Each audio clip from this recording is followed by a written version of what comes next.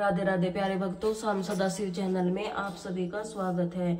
आज हम आपके लिए लेकर आए हैं भगवत गीता का 17वां अध्याय। तो सुनिए। सुनो व्याख्या दान की, तुमको देव सुनाए, है वे 3 प्रकार के, जरा सुनो चितलाए। सात्विक राजस तामस, तीन दान के नाम, सबके सात्विक भला कहते हैं घनश्याम। फल की इच्छा से क्या करे जो कोई दान होता, ऐसे दान से कभी नहीं कल्याण। दिया दान जो जगत में फल इच्छा को त्याग, वही दान उत्तम सदा उनके ही बड़भाग। भगवान के वचनों को तुम अर्जुन ने पूछा, हे कृष्ण जी, जो मनुष्य शास्त्रों विधि का परित्याग कर श्रद्धा मात्र से ही देवताओं को पूजते हैं, उनकी निष्ठा सात्विक राजसी अथवा तामसी है। भगवान ने कहा, हे अर्जुन, शास्त्र रहित संस्कारों के विपरीत मनुष्य की स्वभाव से उत्पन्न श्रद्धा सात्विक तामसी और राजसी 3 प्रकार की होती है। उसे तुम मेरे द्वारा ध्यान से सुनो। सब मनुष्यों की श्रद्धा उनकी प्रकृति के अनुसार होती है। यह मनुष्य श्रद्धा में एवं जैसी जिसकी श्रद्धा होती है वह भी वैसा ही होता है।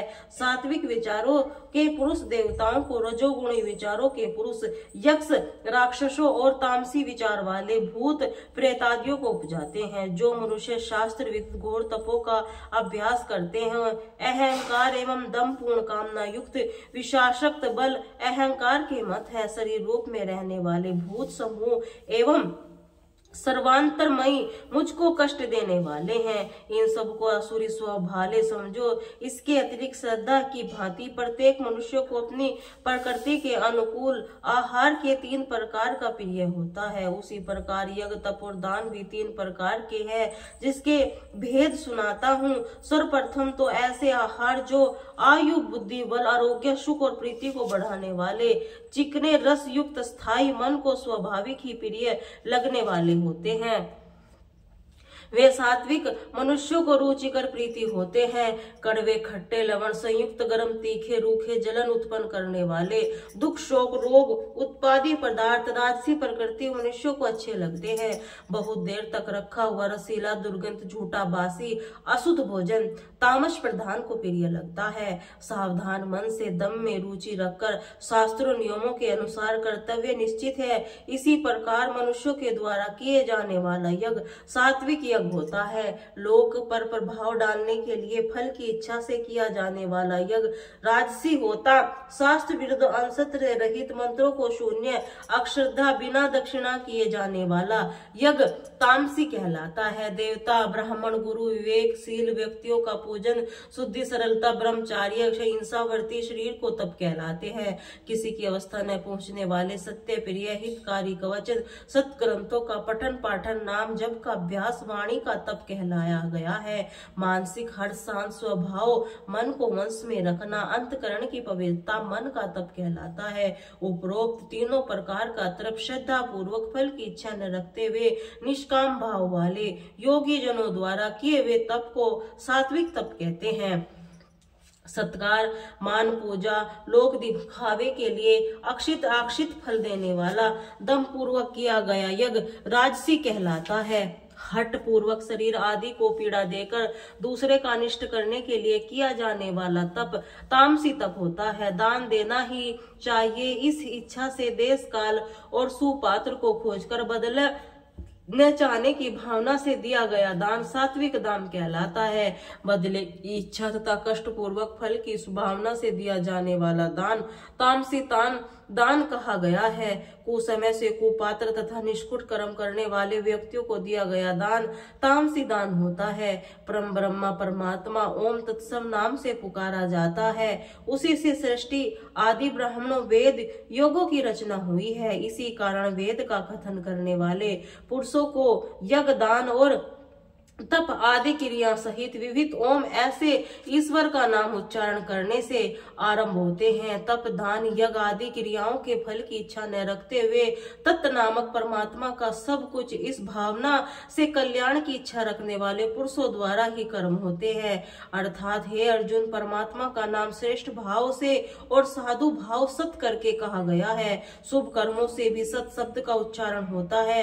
यज्ञ तप दान जो निहित है सत, उसी असत परमात्मा के लिए किए हुए निश्चित कर्म भी सत कहे जाते हैं। हे पार्थ, श्रद्धा रहित यज्ञ तप और तप असत कहलाते हैं। सत एवं तो इस लोक में लाभकारी है, न मृत्यु के परास्त परलोक से हितकारी हो सकते हैं।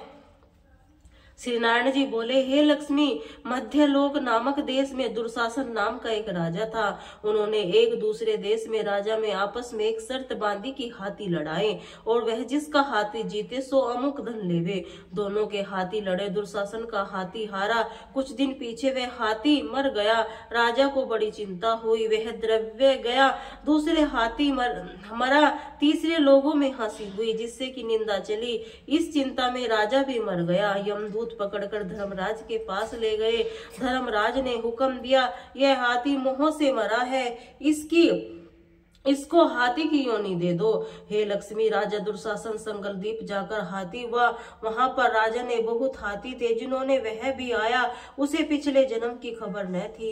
मन को बारंबार यही पछताता कि कौन था जो हाथी हुआ हूँ। बहुत रुदन करता, खावे पीवे कुछ नहीं। इतने में एक ब्राह्मण आया और राजा को यह श्लोक सुनाया। राजा ने खुशी से कहा, हे पंडित जी, कुछ मांगो। वह बोला, मेरे पास सब कुछ है, एक हाथी नहीं है। राजा ने सुनकर वह हाथी उसको दिया। ब्राह्मण उसे अपने घर ले गया। रात में दाना दिया, उसने नहीं खाया, पानी भी नहीं पिया। रुदन करता, मन में चितवे में कोई ऐसा होवे जो मुझे यह योनि से छुड़ावे। उस ब्राह्मण ने महंत को बुलवाया और पूछा कि तुमको क्या दुख है? खाता पीता कुछ नहीं है, बस रुदन करता रहता है। महंत ने कहा, इसको दुख नहीं है। ब्राह्मण ने राजा को कहा, हाथी खाता कुछ नहीं, बड़ा बड़ा रुदन करता है। यह सुनकर राजा ने खुद देखने को आया। तब राजा ने भले वेद महंत बुलवाए, उसको हाथी दिखलाया। उन्होंने कहा, राजा जी, इसको मानसिक दुख है, देह का कोई दुख नहीं है। तब राजा ने कहा, हाथी तू ही बोल कर कह दे, तुझे क्या दुख है? बस परमेश्वर की शक्ति से मनुष्य की भाषा में हाथी ने कहा, हे राजन, तू बड़ा धर्मज्ञ है, यह ब्राह्मण बुद्धिमान है, इसके घर का अन्न वह खावे। जो बड़ा धर्मात्मा हो मुझको क्यों कर मिले? तब ब्राह्मण ने कहा, हे राजा, अपना हाथी फेर ले। राजा ने कहा, मैं दान दिया माल नहीं फेरता, यह मरे चाहे जीवे। तब हाथी ने कहा, संत जी, तू मत कल्पना कर, तेरे घर में कोई गीता की पुस्तक हो तो मुझे गीता के 17वें अध्याय का पाठ सुना। तब इस ब्राह्मण ने वैसा ही किया। हे लक्ष्मी, 17वें अध्याय को सुनते ही तत्काल हाथी का शरीर छूट गया। आकाश से विमान आया। वह देव देही पाकर विमान पर चढ़कर राजा के सामने आ खड़ा हुआ। बोला, हे राजन, तू धन्य है, तेरी कृपा से मैं इस अधम देह से छूटा। राजा को अपनी पिछली कथा सुनाई। हे राजन, मैं पिछले जन्म में राजा था, मैंने हाथी लड़ाए थे, मेरा हाथी हार गया, बाद में वह मर गया, तब मैं उसकी चिंता में मर गया। धर्मराज की आज्ञा से मैंने हाथी का जन्म पाया। मैंने प्रार्थना करी, कहो अब कैसे होगा? धर्मराज ने कहा, गीता के 17वें अध्याय से सुनने से तेरी मुक्ति होगी। सो तेरे और पंडित जी की कृपा हुई है, मैं वैकुंठ को जाता हूँ। हाथी देव देह पाकर वैकुंठ को गया। राजा अपने घर को गया। श्री नारायण जी कहते हैं, हे लक्ष्मी, यह 17वें अध्याय का महात्म्य है जो मैंने कहा और तुमने श्रवण किया है। बोले श्री राधे।